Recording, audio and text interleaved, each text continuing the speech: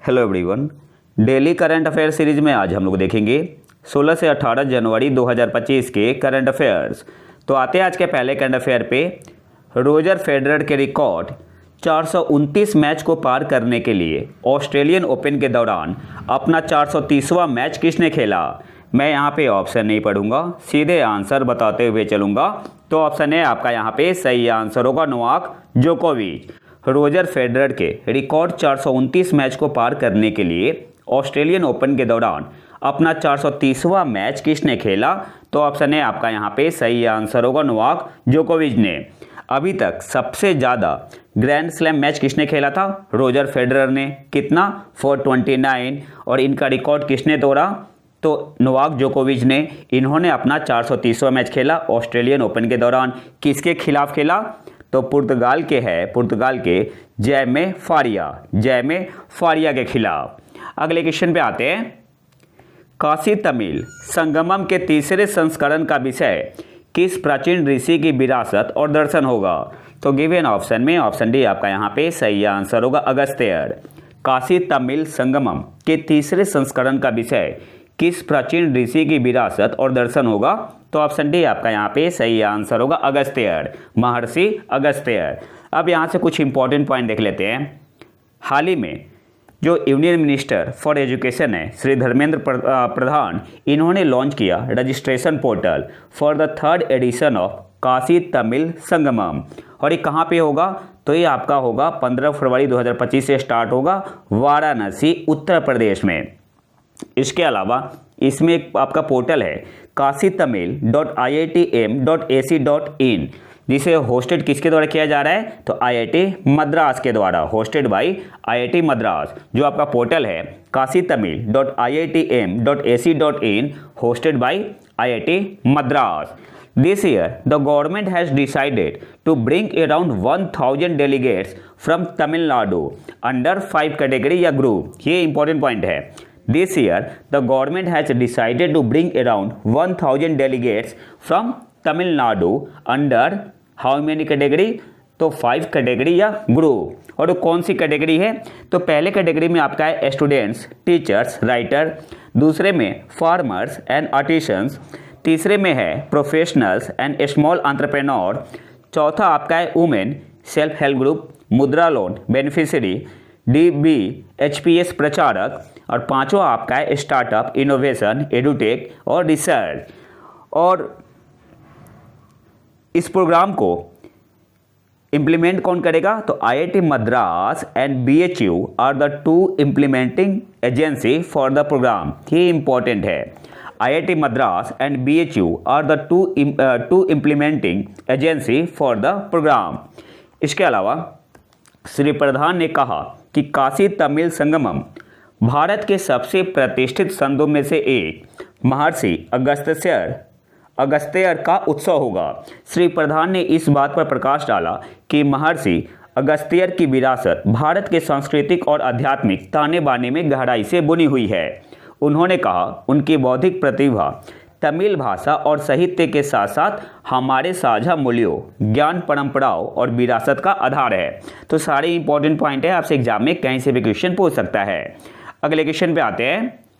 केंद्रीय भूजल board central ground water board की एक रिपोर्ट के अनुसार 2023 तक कितने जिलों के भूजल में नाइट्रेट की मात्रा अत्यधिक है?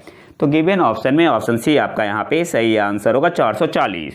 केंद्रीय भूजल बोर्ड की एक रिपोर्ट के अनुसार 2023 तक कितने जिलों के भूजल में नाइट्रेट की मात्रा अत्यधिक है? तो ऑप्शन सी आपका यहाँ पे सही आंसर होगा 440। 2017 में ऐसे कितने जिले थे? तो 359 359। और 2023 में कितने हो गए हैं? 440। अच्छा, सेफ लिमिट कितना होता है नाइट्रेट का? तो 45 मिलीग्राम पर लीटर होता है। और सबसे ज़्यादा आपका राजस्थान में 49% है। फिर आपका कर्नाटक में 48% और तीसरे स्थान पे आता है तमिलनाडु, यहाँ पे कितना है? 37%। और सेफ लिमिट कितना होता है? तो 45 मिलीग्राम पर लीटर। ये इंपॉर्टेंट है, ये आपसे एग्जाम में पूछ सकता है। अगले क्वेश्चन पे आते हैं। भारत के लोकपाल ने किस दिन को लोकपाल दिवस के रूप में नामित किया है? तो 16 जनवरी को। ऑप्शन बी आपका यहाँ पे सही आंसर होगा। अच्छा, अभी लोकपाल कौन है, इसका आंसर आपको कमेंट बॉक्स में बताना है। भारत के लोकपाल ने किस दिन को लोकपाल दिवस के रूप में नामित किया है? तो ऑप्शन बी आपका यहाँ पे सही आंसर होगा, 16 जनवरी। अगले क्वेश्चन पे आते हैं। भारत ने 30 दिसंबर 2024 को UNFCCC को अपनी चौथी द्विवार्षिक अद्यतन रिपोर्ट बाइएनियल, शॉर्ट में इसे क्या बोलते हैं, बाइएनियल अपडेट रिपोर्ट सौंपी। इस रिपोर्ट के अनुसार 2019 के संबंध में 2020 में कुल ग्रीन हाउस गैस उत्सर्जन में कितनी कमी आई है? तो गिवन ऑप्शन में ऑप्शन डी आपका यहाँ पे सही आंसर होगा, 7.93%। भारत ने 30 दिसंबर 2024 को UNFCCC को अपनी चौथी द्विवार्षिक अद्यतन रिपोर्ट सौंपी। इस रिपोर्ट के अनुसार 2019 के संबंध में 2020 में कुल ग्रीन हाउस गैस उत्सर्जन में कितनी कमी आई? तो 7.93%। ऑप्शन डी आपका यहाँ पे सही आंसर होगा। अब यहाँ से कुछ इंपॉर्टेंट पॉइंट देख लेते हैं। India's green house gas emission decreased by 7.93% in 2020 with respect to 2019। इसके अलावा between 2005 and 2020 India's emission intensity of gross domestic product reduce by 36%। इसके अलावा यहाँ से एक और पॉइंट आपको याद रखना है, और 2030 तक कितना करना है? 2005 लेवल से 2030 तक करना है, 2030 तक 45% करना है। टारगेट यही है बात का, 45% 2005 लेवल से, ये भी याद रखना है 2005 लेवल से। इसके अलावा as of October 2024 share of non fossil sources in the installed electricity generation capacity was 46.52%। During 2005 to 2021 additional carbon sink of 2.29 billion tons of CO2 created through forest and tree cover। तो ये सारी की point है। अगले question पे आते हैं। जनवरी 2025 में कौन सा देश आधिकारिक तौर पर पूर्ण सदस्य के रूप में ब्रिक्स में शामिल हो गया? तो गिवन ऑप्शन में ऑप्शन है आपका यहाँ पे सही आंसर होगा, इंडोनेशिया। जनवरी 2025 में कौन सा देश आधिकारिक तौर पर पूर्ण सदस्य के रूप में ब्रिक्स में शामिल हो गया? तो इंडोनेशिया। और कौन से नंबर का मेंबर बना है ब्रिक्स का? इंडोनेशिया। तो 11वें सदस्य के रूप में ब्रिक्स में शामिल हुआ है। ब्रिक्स में पहले कौन कौन सी कंट्री थी? तो ब्राज़ील, रसिया, इंडिया, चाइना और साउथ अफ्रीका आपका शामिल हुआ था 2010 में। साउथ अफ्रीका 2010 में शामिल हुआ था। फिर 2024 में 5 देश शामिल हुए थे। कौन कौन? तो Egypt, Ethiopia, Iran, Saudi Arabia और यूएई। अर्जेंटीना भी शामिल होने वाला था लेकिन बाद में आउट हो गया। और 2025 में फिर आपका शामिल हुआ है कौन सा देश? इंडोनेशिया। तो टोटल अब देश कितने हो गए ब्रिक्स में? 11 हो गए। और आपका जो 16वां ब्रिक्स समिट हुआ था कहाँ पे हुआ था? कजान, रसिया में। इसकी थीम क्या थी? Strengthening multilateralism for just global development and security. और ब्रिक्स प्रेसिडेंसी 2025 में किसके पास है? तो ब्राज़ील के पास। अगले क्वेश्चन पे आते हैं। एयर विजुअल के अनुसार हाल ही में किस शहर को दुनिया का सबसे प्रदूषित शहर घोषित किया गया है? तो वियतनाम की राजधानी है हनोई। ऑप्शन बी आपका यहाँ पे सही आंसर होगा। ये भी याद रखना है किसके अनुसार? एयर विजुअल के अनुसार हाल ही में किस शहर को दुनिया का सबसे प्रदूषित शहर घोषित किया गया है? तो गिवन ऑप्शन में ऑप्शन बी आपका यहाँ पे सही आंसर होगा, हनोई। और जो एयर विजुअल है ये क्या करता है? ये आपका प्रोवाइड करता है independent global air pollution information via a phone app. अगले क्वेश्चन पे आते हैं। किस दिन को विश्व यूथ अनाथ दिवस world day of war orphans के रूप में मनाया जाता है? तो 6 जनवरी को। गिवन ऑप्शन में ऑप्शन सी आपका यहाँ पे सही आंसर होगा। किस दिन को विश्व यूथ अनाथ दिवस के रूप में मनाया जाता है? 6 जनवरी। ऑप्शन सी आपका यहाँ पे सही आंसर होगा। अगले क्वेश्चन पे आते हैं। कैंसर के इलाज में हालिया प्रगति भारतीय प्रौद्योगिकी संस्थान गुवाहाटी IIT गुवाहाटी और किस संस्थान के शोधकर्ताओं से सामने आई है? उन्होंने एक अभिनव इंजेक्टेबल हाइड्रोजेल विकसित किया है जो कैंसर, विशेष रूप से स्तन कैंसर के लिए अस्थायी उपचार प्रदान करता है। तो IIT गुवाहाटी और बोस संस्थान कोलकाता। ऑप्शन डी आपका यहाँ पे सही आंसर होगा। कैंसर के इलाज में हालिया प्रगति आईआईटी गुवाहाटी और किस संस्थान के शोधकर्ताओं से सामने आई है? इन्होंने एक अभिनव इंजेक्टेबल हाइड्रोजेल विकसित किया है जो कैंसर, विशेष रूप से स्तन कैंसर के लिए अस्थायी उपचार प्रदान करता है। तो आईआईटी गुवाहाटी और बोस संस्थान के शोधकर्ताओं ने ऐसा किया है, तो ऑप्शन डी आपका यहाँ पे सही आंसर होगा। अगले क्वेश्चन पे आते हैं। हाल ही में FIU, IND और IRDAI के बीच हस्ताक्षरित समझौता ज्ञापन का मुख्य उद्देश्य क्या है? तो सबसे पहले तो आपको पता होना चाहिए कि यहाँ पे FIU, IND का मतलब क्या है? Financial intelligence unit India, short में इसे लिखते हैं FIU, IND। और IRDAI का मतलब क्या हुआ? Insurance regulatory and development authority of India, short में इसे बोलते हैं IRDAI। और इनके बीच एक MOU पे साइन हुआ है जिसका ऑब्जेक्टिव क्या है? तो मनी लॉन्ड्रिंग और आतंकवादी वित्त पोषण के खिलाफ लड़ाई में सहयोग बढ़ाना। ऑप्शन ए आपका यहाँ पे सही आंसर होगा। हाल ही में फाइनेंशियल इंटेलिजेंस यूनिट इंडिया और insurance regulatory and development authority of India IRDAI के बीच MOU पे साइन हुआ है जिसका मुख्य उद्देश्य क्या है? तो मनी लॉन्ड्रिंग और आतंकवाद वित्त पोषण के खिलाफ लड़ाई में सहयोग बढ़ाना। ऑप्शन ए आपका यहाँ पे सही आंसर होगा। अगले क्वेश्चन पे आते हैं। 74वीं सीनियर राष्ट्रीय बास्केटबॉल चैंपियनशिप का मेजबान कौन सा राज्य है? तो ऑप्शन बी आपका यहाँ पे सही आंसर होगा, गुजरात। और ये गुजरात में कहाँ हो रहा है? भावनगर में। 74वीं सीनियर राष्ट्रीय बास्केटबॉल चैंपियनशिप का मेजबान कौन सा राज्य है? गुजरात में कहाँ? भावनगर में। अच्छा, इसमें जीत हासिल किसने की है? तो अगर मेन की बात करें, सीनियर मेन की बात करें तो तमिलनाडु इसमें आपका विनर रहा है, रनर रहा है पंजाब, और सेकेंड रनर रहा है इंडियन रेलवे। और अगर सीनियर वुमेन की बात करें तो विनर कौन है? Indian railway. केरल आपका रनर है और सेकेंड रनर कौन है? तमिलनाडु। अगले क्वेश्चन पे आते हैं।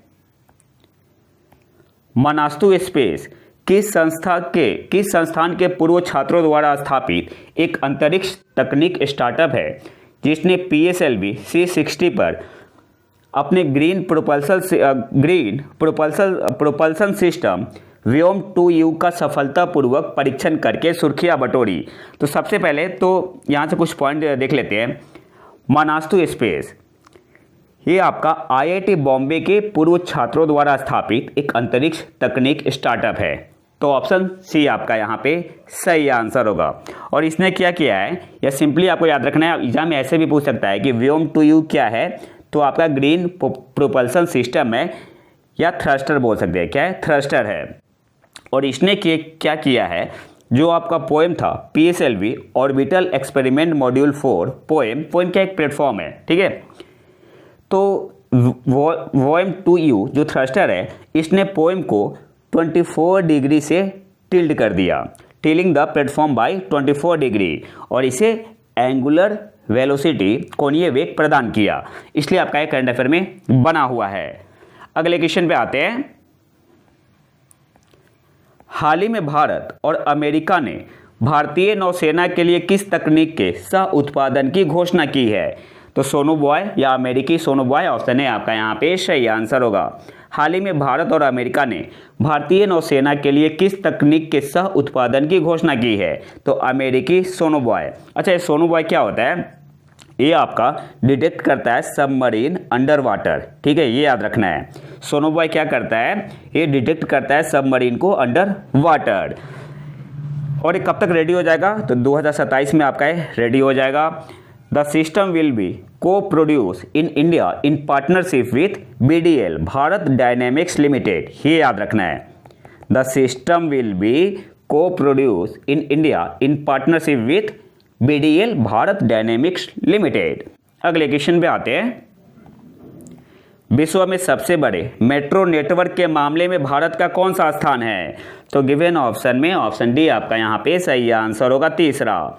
विश्व में सबसे बड़े मेट्रो नेटवर्क के मामले में भारत का कौन सा स्थान है? तो ऑप्शन डी आपका यहाँ पे सही आंसर होगा, तीसरा। हाल ही में इंडिया ने सरपास किया है किसे? जापान को। और भारत की रैंक है, भारत तीसरे स्थान पे है वैश्विक स्तर पे, और ट्रैक पे है to become the second largest metro network in the world. और अगर बात करें 2014 की, तो उस समय 5 शहरों में आपका नेटवर्क था, मेट्रो नेटवर्क, और 2024 में 23 सिटीज, 23 शहरों में। और किसे सरपास किया है? तो जापान को। अगले क्वेश्चन पे आते हैं। भारतीय अंतरिक्ष अनुसंधान संगठन इसरो ने इसरो के नए अंतरिक्ष सचिव और अध्यक्ष के रूप में किसे नियुक्त किया गया है? तो वी नारायणन। ऑप्शन बी आपका यहाँ पे सही आंसर होगा। इसरो के नए अंतरिक्ष सचिव और अध्यक्ष के रूप में किसे नियुक्त किया गया है? वी नारायणन। आप यहाँ पिक्चर में देख सकते हैं। देखो, इमेज लगाने के पीछे जो लॉजिक होता है ना, कि आप पहचानो। अगले क्वेश्चन पे आते हैं। ट्वीक स्टैट्स क्या है जो हाल ही में समाचारों में देखा गया था? तो गिवन ऑप्शन में ऑप्शन सी आपका यहाँ पे सही आंसर होगा। आनुवांशिक इतिहास की समझ को बढ़ाने के लिए डिजाइन किया गया समय स्तरीकृत वंश विश्लेषण उपकरण, time stratified ancestry analysis tool. Tweak stats क्या है जो हाल ही में समाचारों में देखा गया था? तो ऑप्शन सी आपका यहाँ पे सही आंसर होगा। आनुवांशिक इतिहास की समझ को बढ़ाने के लिए डिजाइन किया गया समय स्तरीकृत वंश विश्लेषण उपकरण। इसके अलावा यहाँ से एक और पॉइंट आपको याद रखना है। ये जो आपका यूज करता है स्टैटिस्टिकल लैंग्वेज R++। और क्यों करता है? To analyse genetic data. अगले क्वेश्चन पे आते हैं। किस संगठन ने फ्यूचर ऑफ जॉब्स रिपोर्ट 2025 जारी की? तो गिवन ऑप्शन में ऑप्शन है आपका यहाँ पे सही आंसर होगा। वर्ल्ड इकोनॉमिक फोरम ने, विश्व आर्थिक मंच ने। किस संगठन ने फ्यूचर ऑफ जॉब्स रिपोर्ट 2025 जारी की? तो वर्ल्ड इकोनॉमिक फोरम, हिंदी में क्या बोलते हैं? विश्व आर्थिक मंच। अच्छा, इस रिपोर्ट में क्या है? About 170 million new jobs will be created by 2030। 2030 तक 170 मिलियन नए जॉब क्रिएट होंगे, जिसमें while 92 millions are projected to be displaced। और 92 मिलियन जॉब क्या होंगे? डिस्प्लेस्ड हो जाएंगे। तो जो नेट रिजल्ट आएगा आपका 78 मिलियन नेट न्यू जॉब होंगे, क्योंकि 170 मिलियन न्यू जॉब क्रिएट होंगे 2030 तक, जिसमें से 92 मिलियन डिस्प्लेस्ड हो जाएंगे। तो नेट कितना बचा? 170 माइनस 92, 78 million net new job as per future of job report 2025।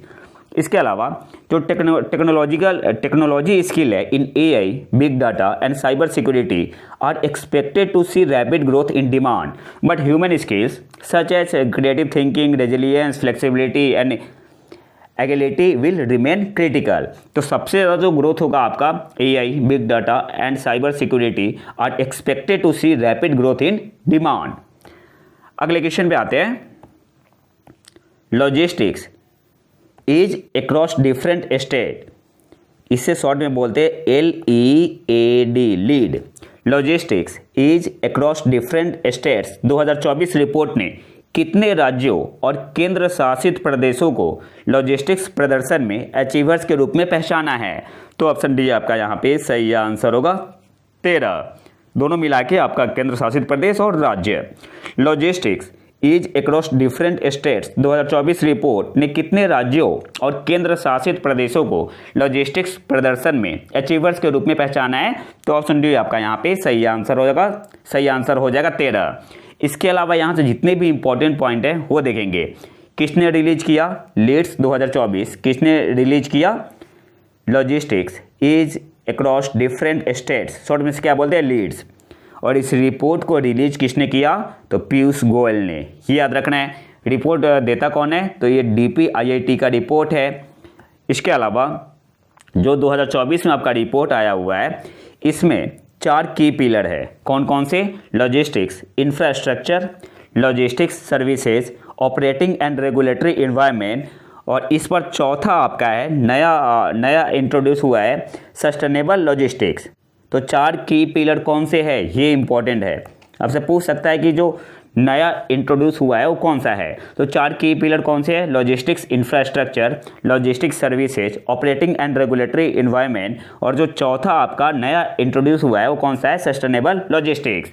अब यहाँ पे रिजल्ट देख लेते हैं। कोस्टल ग्रुप की अगर बात करें तो अचीवर्स में गुजरात है, कर्नाटक है, महाराष्ट्र है, उड़ीसा है, तमिलनाडु है। फास्ट मूवर्स में आंध्र प्रदेश और गोवा है। एस्पायर्स में केरल और वेस्ट बंगाल है। अगर लैंडलॉक्ड ग्रुप की बात करें तो अचीवर में हरियाणा है, तेलंगाना है, उत्तर प्रदेश और उत्तराखंड है। फास्ट मूवर्स में बिहार है, हिमाचल प्रदेश है, मध्य प्रदेश है, पंजाब है, राजस्थान है। स्पैट्स की बात करें तो छत्तीसगढ़ और झारखंड है। नॉर्थ ईस्टर्न ग्रुप की बात करें तो अचीवर में आपका आसाम और अरुणाचल प्रदेश है।